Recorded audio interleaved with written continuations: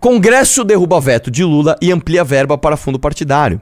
Correção dos valores pela inflação foram previstos na LDO de 2025, também foram aprovadas novas regras para emendas. Obrigado, Congresso Nacional, tamo junto, hein? Obrigado, PL! Aê, obrigado, bancada evangélica! Muito obrigado aí a todos os cristãos conservadores de direita, defensores da família brasileira tradicional, né? Obrigado por derrubarem o veto e aprovarem o aumento do fundão, porque tudo que o Brasil precisa é aumento do fundo eleitoral. E eu vou te dizer, tem gente ainda falando, não pega, ah tá. A espada do inimigo tá ficando cada vez maior, a armadura dele tá ficando cada vez maior. O cara tá lá comprando canhão, comprando biga, comprando zarabatana. E nós estamos aqui com um soco inglês. Eu não vou pegar. Pelo amor de Deus, cara. Sabe? Pelo amor de Deus. Nós somos o único grupo que escrevemos num livro que nós temos que acabar com o fundo eleitoral. E mais, nós somos o único grupo político cujo um parlamentar protocolou o fim do fundo eleitoral. E você tá aí, vai lá, Felina, pega o fundão, enquanto 99 deputados do PL não fazem porra nenhuma pra acabar com isso daí, ó. Né? Parabéns, hein? Da hora, mano. Ou então a gente pode fazer o seguinte, a gente pode fazer um vídeo, hein? Uma música, eu posso descolorir o meu cabelo, né? Mandar fazer um carro ridículo, roxo, né? Fazer um clipe, eu não recuo, eu recarrego, políticos são merda, olha só que legal, o Congresso Nacional aprovou mais um aumento de fundo. Agora ninguém bate de frente comigo. Eu sou um denunciador. Não, cara. Nós vamos continuar tomando no rabo enquanto a gente não chegar lá e não fizer o nosso. Né? Pelo amor de Deus, cara, assim. O Brasil é tão, assim. Novamente, esse ano nós tivemos duas grandes aprovações que mostram como o Brasil não liga pra política, não liga pra porra nenhuma. Número 1, nós aumentamos o número de deputados. Se você sair na rua e perguntar, você acha que tem aumentado? Eu duvido que dê 1% de pessoas a favor. Não tem, cara. Não tem ninguém a favor disso. Aumentaram, ninguém falou nada. Se você sair na rua agora e perguntar, você acha que tem que aumentar o fundo eleitoral? Eu duvido que você encontra 1% das pessoas falando, eu acho que sim. Não, não tem. E os caras aumentaram, velho. E eles vão se reeleger. Escuta. Querem apostar quanto? Você quer apostar quanto? Que em 2026 o nível de renovação do Congresso não vai ser nem 30%. Ou seja, 70% no mínimo desses caras, a cada 10, 7 vão voltar lá. Mesmo votando aumento do número de deputados e aumento do fundo partidário e do fundo eleitoral. E a galera vai votar nos caras de novo. E esses caras vão voltar. E eles vão aumentar de novo. E vão voltar de novo. E vão se reeleger de novo. E aí você vai ficar igual um besta falando, política é tudo merda, né? Não, não é que política é tudo merda. O Brasil é tudo merda. A população brasileira é composta de pessoas burras que votam em pessoas que fazem exatamente aquilo que você não quer. Eu não quero que aumente o número de deputados. Eu não quero que aumente o fundo eleitoral. Aí o cara vai lá e aumenta. Então tá, toma eu voto de novo. Nós somos isso, velho. Eu não consigo nem culpar esses caras. Nós somos isso. Tá bom? Pelo amor de Deus. Irmãos de batalha, hein? Vamos fazer um videão, hein? Contra isso, hein? Tá que pariu, velho. Vamos lá. O Congresso Nacional deu ban nessa terça-feira um veto do presidente Lula na LDO de 2025 e tomou a previsão da correção pela inflação do fundo partidário estimado em 1,3 bi esse ano. O veto assinado por Lula acatava as sugestões dos Ministérios da Fazenda e do Planejamento que dizia que o cálculo proposto pelo Congresso não era condizente com o regime fiscal sustentável. Vamos falar assim, tipo, não tem grana, galera. Ferrou. Nós não estamos arrecadando, o Brasil tá em crise, não dá pra aumentar o dinheirinho de vocês pra fazer propaganda. Não. Vamos aumentar sim, tá? No fim do ano passado, chegou a enviar o projeto para que fosse o custo de regras do arcabouço fiscal, que implicaria um aumento real em 0,6% e 2,5%. O Congresso rejeitou a proposta e manteve a correlação pela inflação, né? Que esse ano deve bater, sei lá, os 10, talvez, 2 dígitos. Vamos lá. Com a derrubada do veto, o fundo que abastece o caixa dos partidos distribuirá neste ano o valor superior de 2024 de 1,2 bilhão para receber o dinheiro dos partidos precisam de causa de desempenho e tal. Entre outros pontos, a proposta libera a prefeitura pagar profissionais de saúde e tal, desce aí. O tribunal apontou que a permissão pode sequestrar o dinheiro da saúde e implicar o seu conflito. É claro que sim. O cobertura é curto, mano. Se você tá dando dinheiro pra político fazer propaganda, você tá tirando da saúde, é óbvio. Você tá tirando da educação, você tá tirando de tudo, né? Isso é uma outra coisa que a gente confunde, né?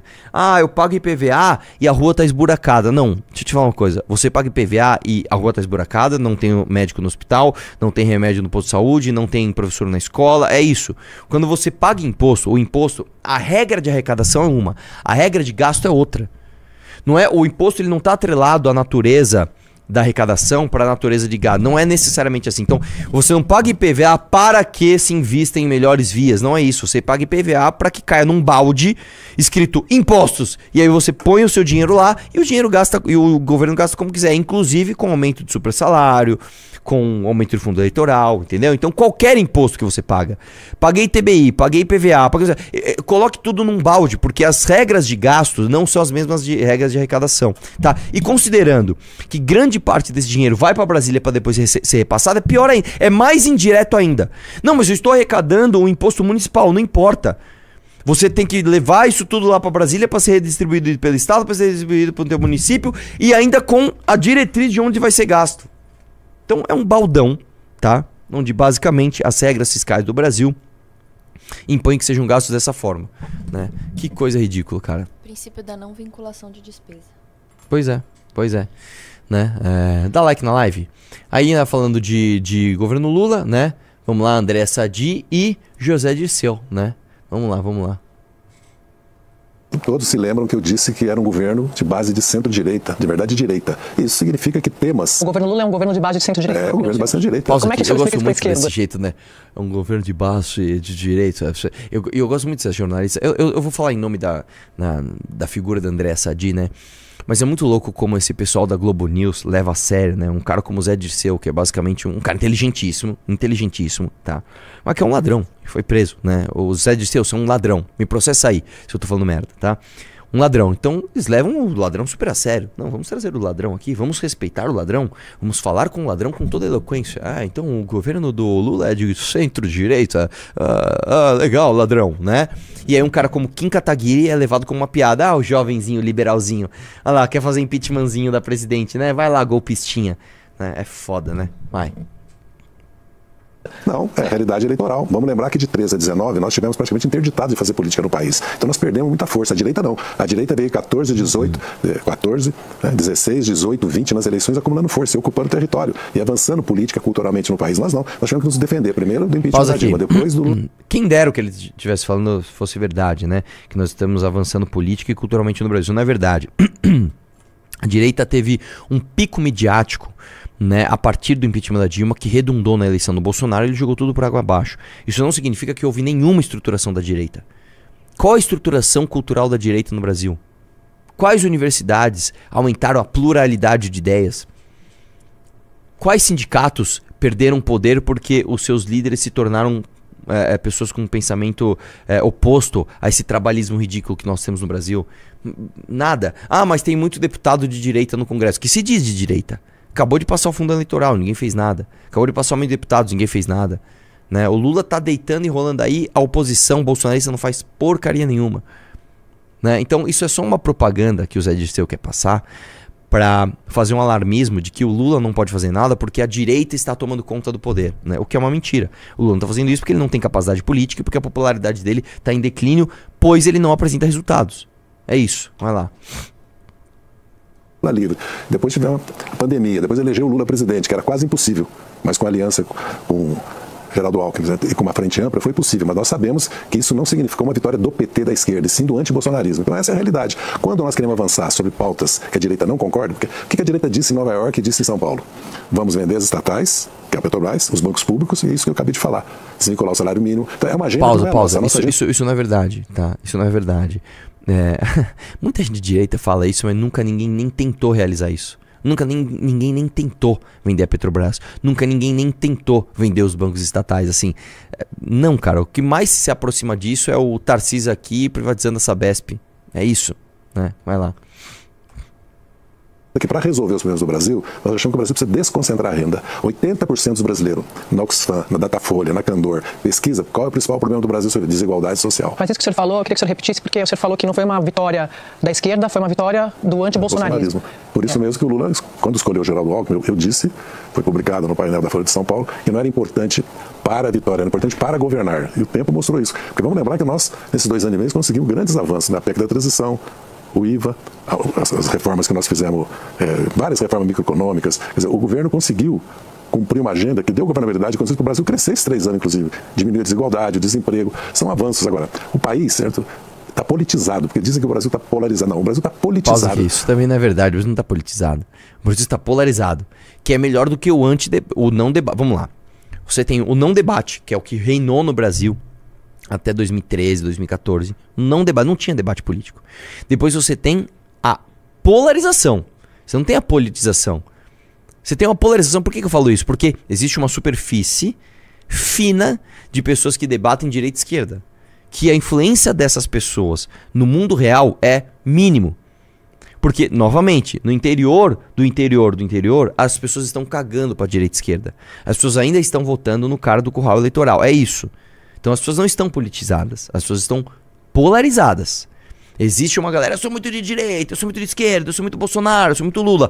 Mas o Brasil real não tá nem, assim, tá nem a par desse debate, tá? Vai lá. Grande parte da população brasileira é conservadora de direita e grande parte é progressista democrática. Pausa aqui, não. Grande parte do Brasil tem instintos conservadores, tá? Então a pessoa não fez uma reflexão, ela não leu Edmund Burke, ela não é isso. Ela tem, ela tem um instinto relativamente conservador, que isso é humano, tá? Isso é humano. E eu vou te dizer mais, tá? Vou te dizer uma coisa que vai ferir você que é de direita. A pessoa que tem menos QI, faz mais sentido ela ser de direita. Faz mais sentido ela ser conservadora. Por quê? A maior parte das ideias humanas, desde do primeiro ser humano até hoje, elas são ideias ruins. Você erra mais do que você acerta em tudo. Então o que é ser conservador, principalmente se você entende que você tem limitações cognitivas? É simplesmente copiar o que deu certo até agora. Isso é uma espécie de conservadorismo. Ah, isso significa que é mais inteligente ser revolucionário? Não. Significa que pessoas mais inteligentes, que tendem a ser disruptivas, tendem a abrir mão de convenções sociais. Isso não significa que seja uma decisão inteligente. Você ser um revolucionário, querer virar tudo de cabeça para baixo, às vezes é um efeito colateral da sua inteligência fazendo você tomar uma decisão burra.